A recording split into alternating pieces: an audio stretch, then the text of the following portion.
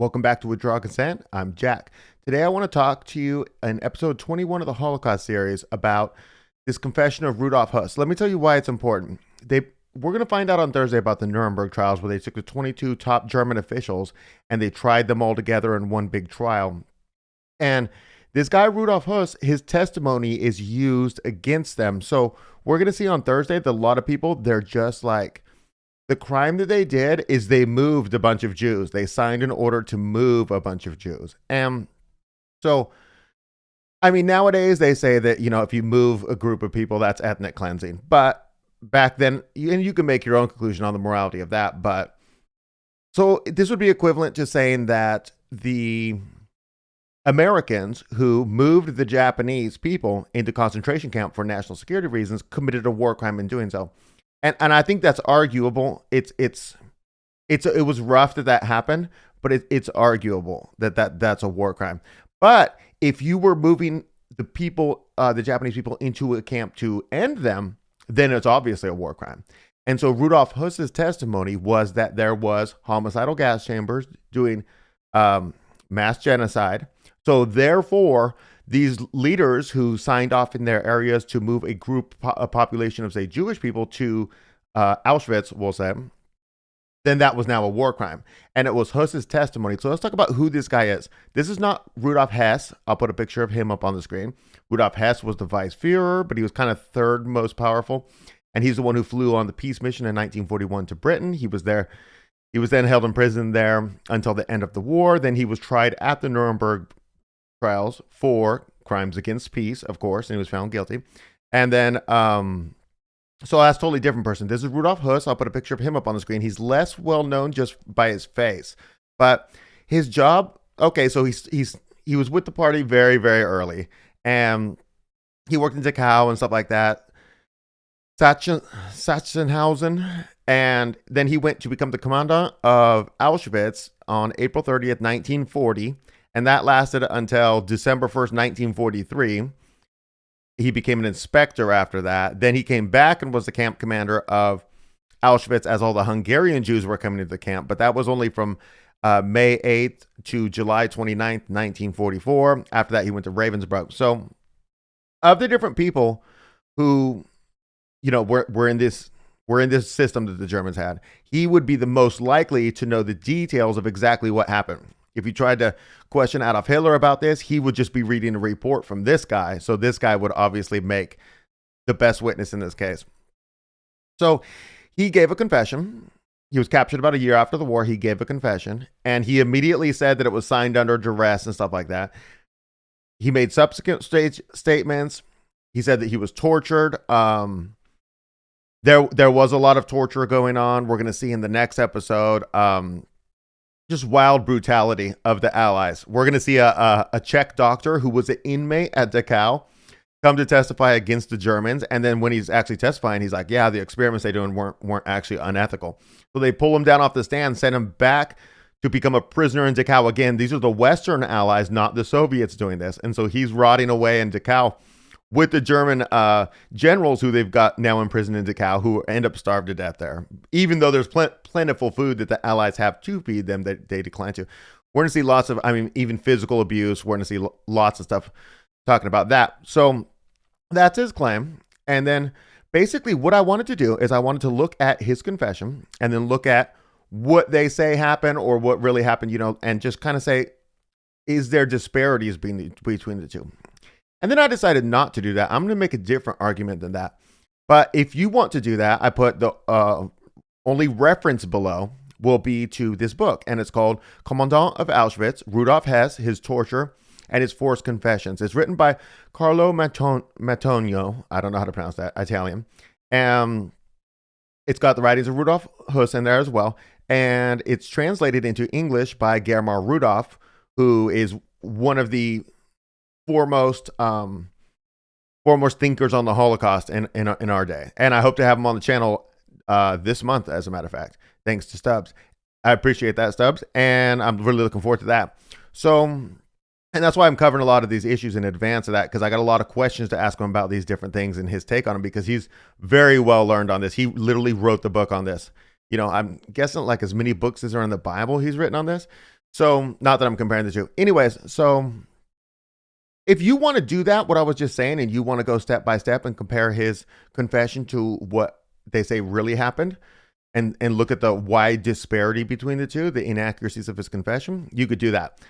And it's in detail in this book below. But I'm not going to do that. I'm going to make a different argument. So the argument I'm going to make is called, I'm just going to name it the 80 years later argument. This is what I'm going to name it, okay? And so 80 years have now passed since the end of the war, not since the end of the trial, which would be next year would be 80 years, but it's close enough. So basically you have a story, the narrative about what happened back then. You have the narrative of what happened that we think happened in the past right now, with a lot of different evidence, and thousands of researchers have poured over documents, primary source documents, and this, that. And then you have what actually happened. Okay. So the narrative that they had back then in 45 and 46 when the Nuremberg trials were going on, or even in 47 when they executed Rudolf Hoss, because they're going to take him to his own separate trial in Poland, and he's going to have his own trial, and then he's going to be executed. But the narrative that the Allies had back then was not anywhere close to the narrative nowadays. And I'm not blaming them. There could have been malice involved, but I'm not just going to assume that. But basically, imagine you come into the situation and Germany surrenders in May 1945, and they don't burn any documents, So, okay, you say that they cataloged all their crimes, you're saying, what I mean? But they just didn't burn anything. And so you have like millions, like literally millions of pages of stuff. There's a warehouse in Kentucky that tons of that stuff hasn't even, the documents that were just brought over from Germany, and tons of them haven't even been reviewed. And to this day, 80 years later. But imagine you go over there and say you're a Jewish lawyer working for America, and you're going to go over there and you're going to make these case against these 22 German officials, and they want to get the case done by the end of 45. Now, they don't end up getting that done, and they have to recess for Christmas and then come back and then spend most of 46 doing this case. And imagine you have to build a case against them, and you got all these documents, and for the most part, the people involved, the prosecutors and stuff, they don't read German. So you're relying on tacky basically interpretations of these documents. And it's so overwhelming, the amount that you've got to go through. So what I'm trying to say is that their picture of what actually happened was just kind of vague and nebulous. It wasn't too specific. So if they got numbers wrong back then, you don't really fault them too bad, because if 5 years later they come out with a different number, it's like, yeah, I mean, you spent 5 years going over documents and now you got a more accurate. Now 80 years have gone by, so there's an entirely different narrative. My point is this: Rudolf Hoss would have known exactly what happened. So if he told the truth in his confession, it would be closer to today's narrative, if today's narrative is accurate, or the truth of what happened, if we just discount today's narrative because it's nonsense. It would look very dissimilar to the narrative that the Allies were telling during the Nuremberg trials. If his testimony looks similar to the narrative that the Allies had during the Nuremberg trials, which nobody today thinks is anywhere close to reality, then my contention here is that it was coerced then, because they coerced him to say something that was not objectively true at all, And so then when you look back, he was the expert on Auschwitz. He was the commandant for the majority of the time there, for the majority of the time that homicidal gas chambers are claimed to be killing people, right?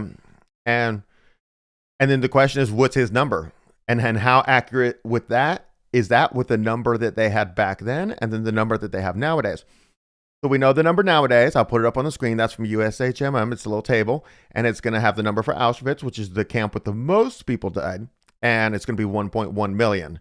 That's where they're at. Now, the Soviets were at 4 million dead in Auschwitz, and they were held that number all the way until the 90s. So that was, I'm not saying originally they had any malice when they said that number, but then it became Soviet propaganda, because eventually when other countries started backing off that number, realizing that it was unrealistic, they held it, and that was the party line until the early 90s. And then after everything fell over there, the Soviets, then they could just start actually doing some history, we'll say. So in his confession that he gave, or the interrogation that he signed off on, he said that 3 million had died at Auschwitz. And so what I mean by this is that number more aligns with the narrative that the Allies said. See, if today, 80 years later, they brought the number down to 1.1 million, then that means that what he was saying was coerced, in my opinion. And then you can go to that book that's for free. It's a free PDF, and you can just read the entire thing about all the different inaccuracies in his statement. Now, you could argue because he did come.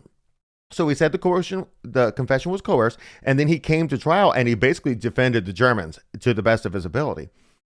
So you could say that he put inaccuracies in there in the confession in order to intentionally doubt its authenticity in order to help the Germans, but that the overall thing he was saying about what happened at Auschwitz is true. You could make that argument if you want to, because he did speak in defense of the Germans, but it also indicates that he's speaking in defense of them, that he's still loyal to them. Therefore, his confession would be coerced, And now he did make a statement when he was on the stand, and he said in regards to Auschwitz, I think the number is 2.5 million is way too high because even Auschwitz had its limits. So he did testify that, but the 3 million was in his interrogation, and then 2.5 million was too high, he said, which would be an accurate statement based on today's narrative.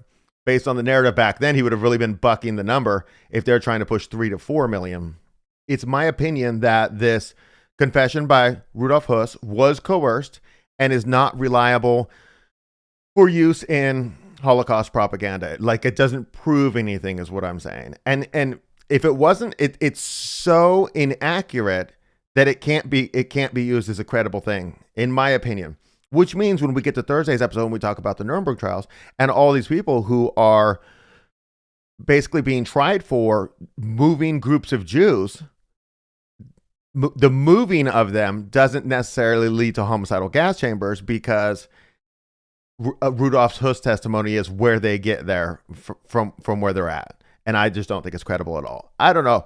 I'm interested in hearing what you guys think. If you're not convinced by my 80 years later idea, then just go take a look at the book below. You could just go down to different chapters that interest you and just check it out. And it's astonishing the difference of what his testimony is from the actual physical reality, like the operation of gas chambers, the operation of cremation. Like, it's just, was he even there? It's not, or was he lying on purpose? Unclear. Either way, just not credible. So on Thursday, we're going to do the Nuremberg Trials. That's going to be a longer episode. It's got tons of interesting stories. It's not going to be comprehensive of every little thing because there's so many interesting things. But anyway, so I just want to point out again that if you want to see any other episodes in this Holocaust series, there's a link below to the website. And if you go to the link, it'll just take you to this page right here. And this will be the Holocaust series. And then you got every episode listed here.